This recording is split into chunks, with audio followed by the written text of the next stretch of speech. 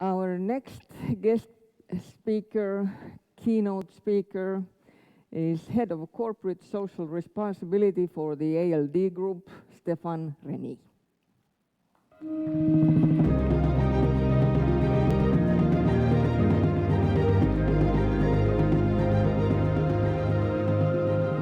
Mr. Renie began his career at Renault in 1992. 1992, they must have used child labor. And spent more than 15 years in various managerial positions in advertising, strategic marketing and B2B sales, both in France and abroad. He has also worked as managing director for Carat, which is #1 in the ranking of global media agencies. Mr. Renie moved to ALD Automotive in 2010 as sales and marketing director and was in charge of managing relations with international clients and developing the group's global marketing activities until he took over the CSR position in January 2018. Mobility industry is often regarded as a problematic field from the point of view of sustainability. However, you seem to handle the tension beautifully.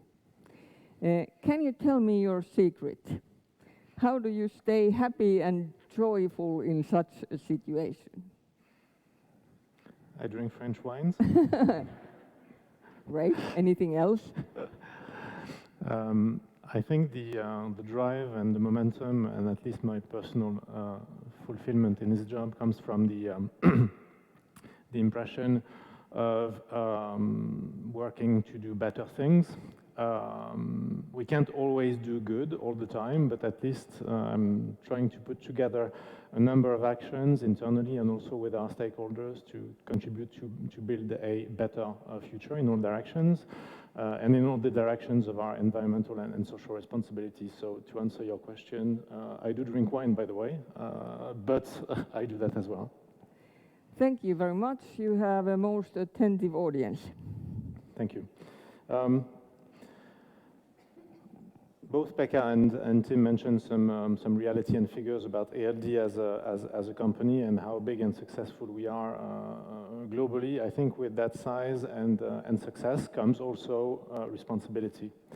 And my role, but not just my role, but within the company, we tend to look at corporate social responsibility seriously, and it's not just about minimizing our internal carbon footprint and how much electricity we use, how much waste we produce. That is very important, of course, especially for the staff engagement.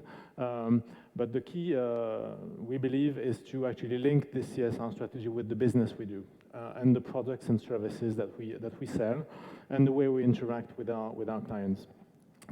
And that's where sustainable mobility kicks in. And in our view, it translates into three main pillars.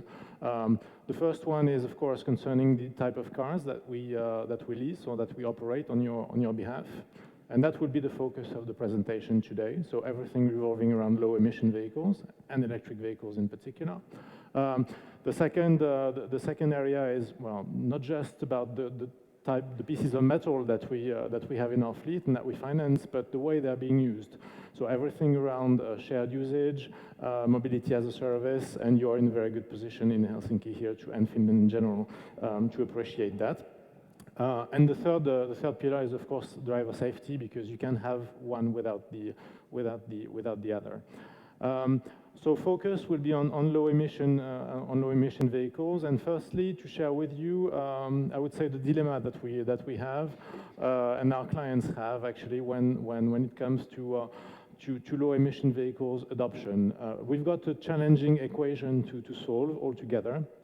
On the one side, we need cars that are good for the climate and cars that emit the lowest CO2 amount possible, and also cars that emit as few NOx and particulate matters as possible. And that's not about global warming and the climate, but about public health of everyone living, in particular in the cities. And if we are serious about it, we need to look at the full picture, not just at what happens outside the exhaust pipe, but from a global point of view, from cradle to grave, or from well to wheel, whatever you, however you call it, have that complete picture. On the other hand, we live in the real world, and we have real users, real drivers, real customers who do real jobs with our cars. So these cars need to be fit for purpose. These cars need to be affordable from a price and, most importantly, TCO point of view for you. They need to be attractive. I think beyond the first wave of early adopters of electric vehicles, if we want to go mainstream and have a decent market share, we go to a population of customers who is not ready anymore to compromise on styling or quality. So they need to be at that level. And last but not least, in our industry, and everybody around here is well positioned to know that availability of products is absolutely key. Not just having PHEVs and BEVs on a nice glossy catalog, but being able to order them and get there in a decent amount of time, which wasn't the case until recently. Where are we in Europe today? So I won't bore you with too many figures, but that's the European passenger car market at the end of June this year. Internal combustion engines, pictured in red and black on the pie chart, still represent the lion's share of the market. Petrol in red with nearly 60% of the market, and diesel with 31.5%, with all the rest, alternative powertrains, more or less around 10%. In terms of how the things are evolving, you know that diesel has been decreasing, plummeting even, and the trend is actually continuing. It's probably the most dramatic change that the automotive industry has encountered for a very long time. And this is happening for the moment to the benefit of petrol, not solely, but largely, which from a climate change point of view is not necessarily good news, because as you know, petrol is more CO2 emitting than the equivalent diesel engine. Fortunately, there is also a rise of battery electric vehicles from 1 to 2% of the European market, of hybrid electric vehicles from 3.6 to 5, and PHEV remain stable more in terms of supply constraints than actual real market demand. So you have alternative powertrains and low-emission vehicles growing slowly. But if we were just talking about something which would stay forever at 2% of the market, it wouldn't be a good usage of your time today to talk too much about this. I think the reason why we are here today is that it's going to stay and it's going to be big. However, before getting to the forecast, it's important to have in mind that what I've been sharing before is an average. And as everything in Europe about averages, it's actually a mixed bag of very different market realities. You can see the ranking of countries in terms of EV and PHEV share on the left and volumes on the right. Congrats to Finland, who is in the top 5 of the markets when it comes to share, specifically around plug-in hybrid vehicles.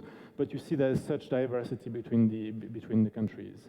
And from a volume point of view, of course, a country like Germany with a huge automotive market, even though the share of EVs and PHEVs is small, will account for the biggest amount of volumes. And then you have the relative anomaly of Norway on top, which is completely off scale in terms of market share, 60% plus of electrified vehicle, and number 2 in terms of volume. So for us, ALD, and also for our international clients, we've got to compose with very mixed realities, and that has to be taken into account. However, the future is bright. This is one of the many forecasts that are available on the market. It comes from Bloomberg. Each company or consulting agency you talk to has a different forecast. By definition, they will not align with each other. It's part of their business model, but anyway, it's all looking more or less the same way. The key thing to look at here is the yellow curve. It's the increase of electric plus plug-in hybrid vehicles on the global car markets by 2040. So we are more or less on the 2-3% market share now, and the expectation is that we'll be around 30% in 2030, and close to half of the market after 2035. So something which is going to be absolutely massive and a predominant part of the market in not a so distant future. what we are trying to adopt within ALD is an agnostic approach when it comes to technology and have no bias or prejudice or being dogmatic about one technology or another. At least within the foreseeable future, the powertrain landscape is going to be diverse.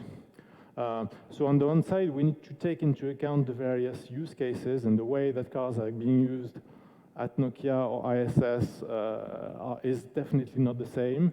And it's also very true across the car segments. You will have segments where battery electric vehicles will make a lot of sense and represent the vast majority of the markets. And you have other segments, and specifically when you go towards the higher end of the market, still with a small space for diesel, with PHEVs and battery electric vehicles will be able to have a share as well. So really a mixed market, but still with the determination and a significant move towards electrified solutions. The reason why we're at 2% today, which is, let's face it, a number which should be higher, and was actually forecasted to be much higher, if you talk to experts 10 years ago, is because there is a lot of bottlenecks. A lot of these, okay, nice idea, but. And I tried to list here the buts and give you an idea of how the situation is evolving and how it's improving. There's a lot of buts, starting with, of course, the range and the autonomy of the cars. Which in the Finnish context can translate into the will I be able to reach my cabin by the lake kind of factor. And this is a very valid concern. And so here, from that point of view, you have the new generation of battery electric vehicles being launched in the market, which are showing real-life autonomy of 300 kilometers plus, which are drastically improving that part of the problem. So this particular situation is improving massively. Then you have the concerns around charging. And here the picture is less bright if we want to face the real facts, both in terms of charging time, which is improving thanks to fast charging possibilities, but also in terms of charging experience. And by charging experience, I mean the fact of not having to have 8 different cards of 8 different energy suppliers if you want to have access to this or that charging station in the center of Bristol or London. And I take this example meaningfully because this is typically the situation in the UK with an extremely diverse scene of charging point operators and e-mobility service providers, which is creating a bit of a nightmare for end customers. So there needs to be organization, consolidation. This is underway, but will take a little bit of time. Then you have the price and TCO concern, which is very, once again, valid for corporate customers. Here again, we see that TCO of internal combustion engines and electrified vehicles are coming closer, which is good news, I think, in terms of the emission picture. Then you have consideration around product attractiveness. I mean, if you just look at the new products being showcased in the Frankfurt Motor Show, this is also in the process of being solved. More products, more appealing. And in terms of the more products, actually this slide is striking. You can see here represented the number of electric or plug-in hybrid vehicles which are going to be available on the European market in the next few years. So today we have more or less, as we speak, 75 product variants. We'll get to 100 by the end of the year. And you see on this graph that the offer is going to double next year and literally triple by 2025. So a massive amount of products to choose from, and products which will be actually produced in scale, because as you know, the OEMs have an interest in moving their CO2 average down for the sake of complying to EU targets. That is an instrumental factor in everything that we will be working on regarding sustainable mobility in the next few years. Another consideration or another potential blocker around, or concern, let's say, more than blocker, around electric vehicles is the fact that some people say, or can actually wonder, if we are not replacing potentially harmful technology, fossil fuels, by another harmful technology for different reasons. And we need to be actually, and especially when you have a CSR label in your job description, we need to be sure that this is not the case, that we are not creating another environmental or social problem or time bomb somewhere down the line. This is why we need to look at the complete life cycle of these electrified vehicles, from the production stage to the end of life and the recycling of batteries, going through fuel production, electricity production, and what's happening in the usage phase, and try to see whether they make sense or not from a complete emission point of view. It's true to say that so far, the sole focus of the regulators anywhere in Europe and the world has been what's coming out of the exhaust pipe. This is reflecting one part of the reality, but this is not the entire picture, obviously. So that's why we built a tool last year within ALD, working with a specialized company in life cycle analysis, to have some transparency about, do electric vehicles, which are plotted here, make sense from a complete life cycle point of view compared to an equivalent diesel or petrol. This slide is showing you CO2 on the left and NOx on the right. So you have global warming and you have public health. Global warming on the left-hand side, public health on the right-hand side. And you compare what's labeled here as green fleet, which is, in this particular case, battery electric vehicles, with their equivalent baseline, which is most often a diesel car across Europe in our industry. What this is simply showing you is two things, mainly. You have to remember two simple messages. The first one is electric vehicles are obviously not zero emission. This is a myth if you look at the complete picture. But basically, on a weighted average of our European electric fleet, they emit twice as less CO2 as their equivalent petrol or diesel car. So reducing the emissions by 50% is still a massive improvement compared to the equivalent powertrain. The second conclusion, and this is touching upon what Tim said before, is the fact that these emissions do not come from the same place. When you look at the combustion engines, which are shown as baseline here, you can see that the blue part, which is the exhaust pipe emissions, is the lion's share of emissions. When it comes to EVs, obviously, there is nothing coming out of the exhaust pipe. So all the emissions are coming from two things. Firstly, extracting raw materials and making batteries in the car, so production of the car itself and its components. And the second part is electricity production. And this also means two different places, because when you have a big blue bar, the emissions come from here, the street. And when you have a big green or dark gray bar, it happens next to the production facilities. So it's a bit of a geographical dilemma as well. Still, 50% less emissions, a clear call. It's a clear call, but it differs country to country, and I will not go too much into the detail, but there is a strong correlation between this CO2 footprint and whether it makes sense or not, and the way that the electricity is produced locally.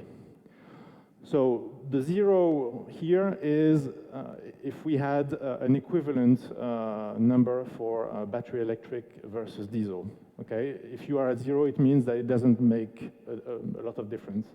When you're below zero, it means that driving an electric vehicle, for each kilometer you drive or for each month you drive, you have a better CO2 picture than the equivalent diesel. So a lot of the European markets are below zero.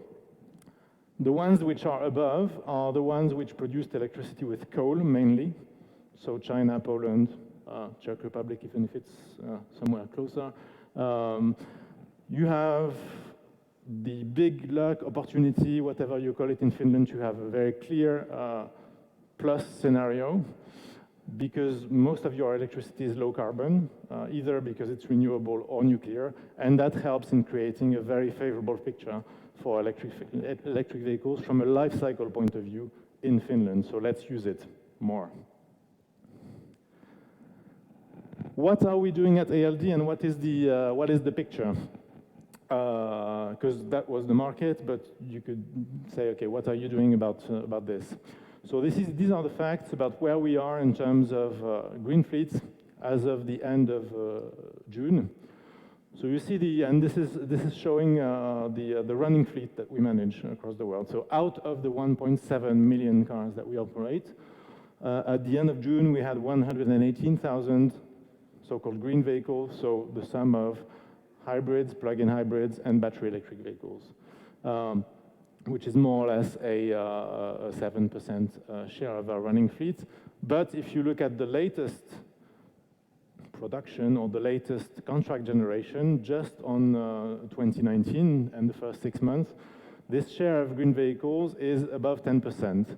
And as soon as you get double digit in our business, it is no more a niche, it's actually coming closer to being core business to our industry.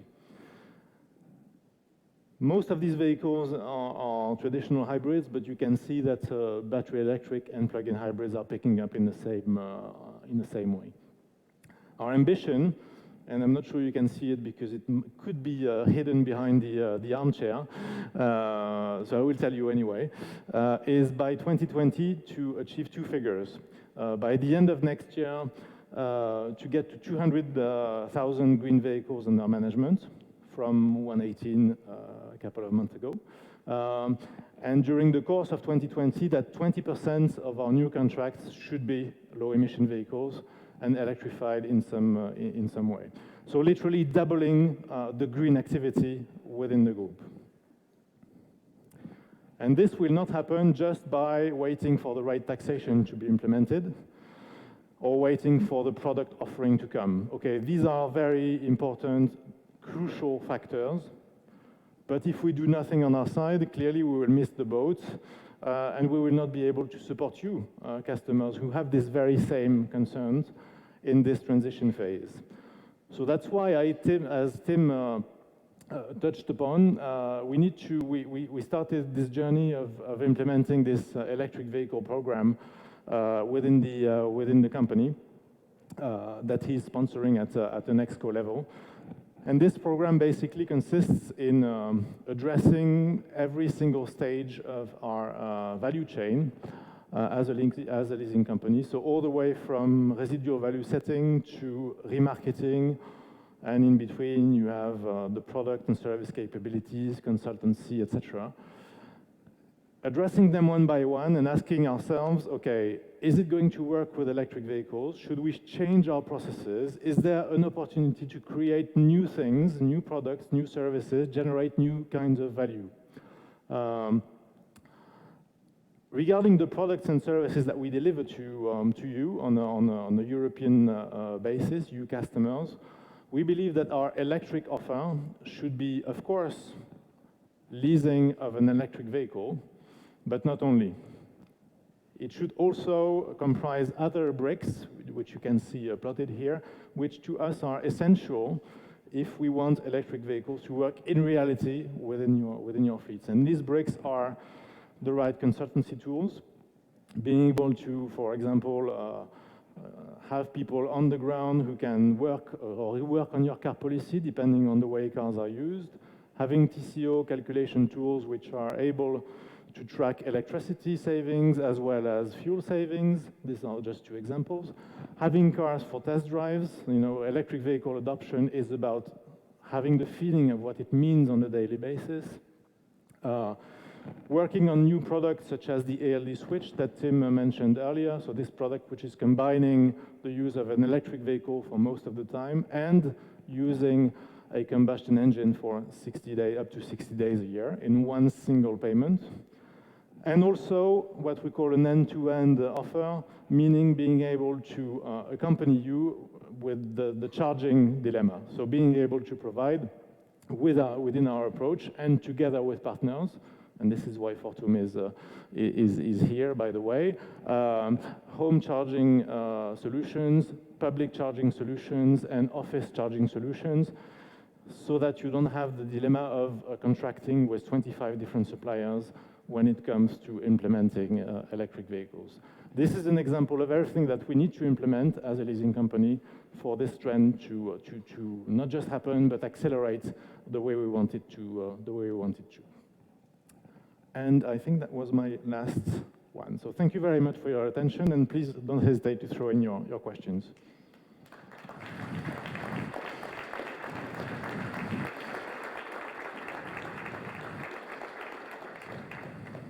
Thank you for the most engaging presentation. Actually, it was so engaging that people forgot to write their questions for you. But now we have You mean more engaging than the one of Sim, or going to get into trouble here? Feel free to answer any of the previous questions, but I would also like to see somebody ask a question. You know, in the old traditional method, ask for the microphone, which is waiting for you up there. So, who is going to be the brave person?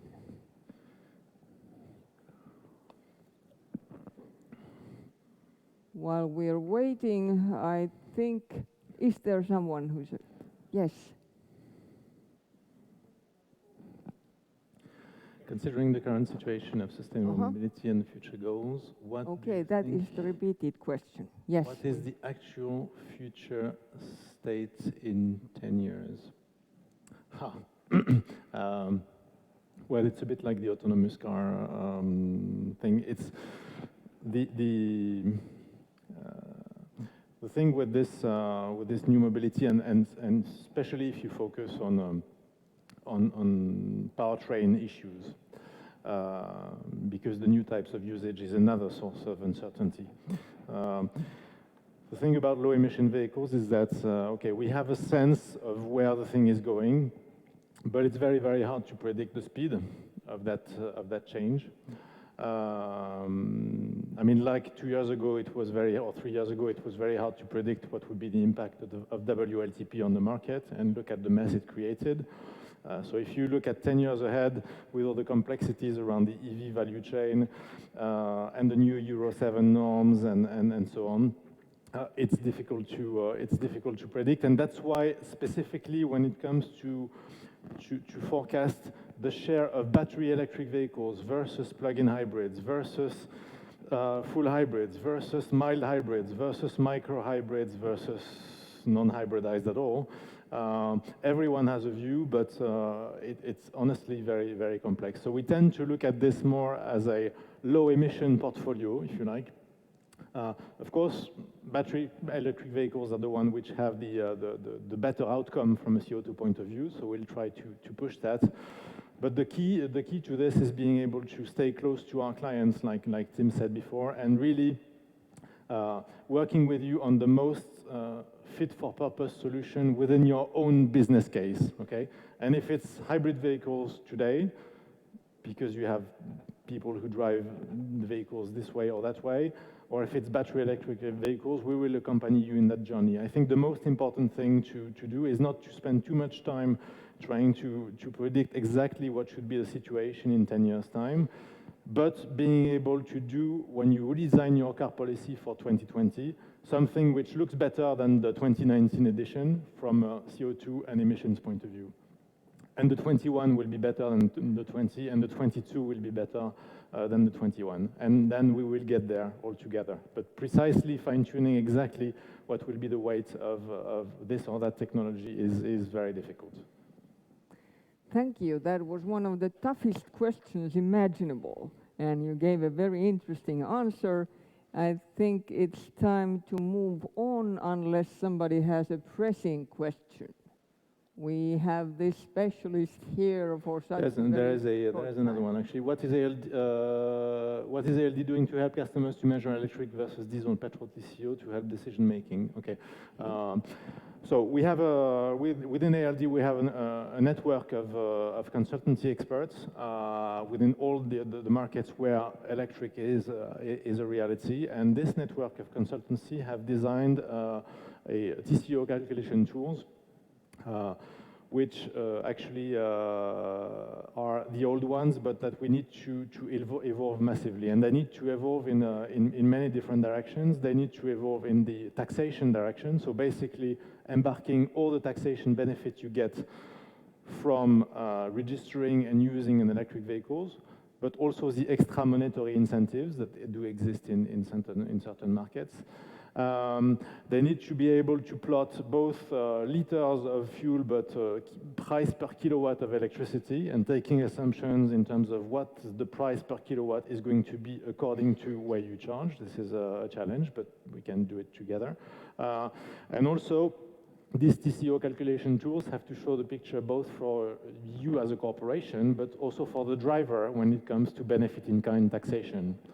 Because in a lot of markets, like the UK, for example, the implementation of a new benefit-in-kind legislation is going to create a situation where the driver of an electric car will save hundreds of pounds per year, if not thousands, by driving a battery electric car. So the corporates will become under pressure of their own drivers because they will want to save that money. So we look at the two situations. So it's providing the right tools and then providing the right consultancy methodology in terms of being able to diagnose your situation, being able to profile your drivers through surveying or big data intelligence, to help you design your car policy in the right way for the future. So a bit of tools, a bit of processes and surveying, and mostly, I would say, co-creation with you in terms of consultancy, in a nutshell. Thank you. I think it's time to thank again Mr. Renie for a very interesting contribution.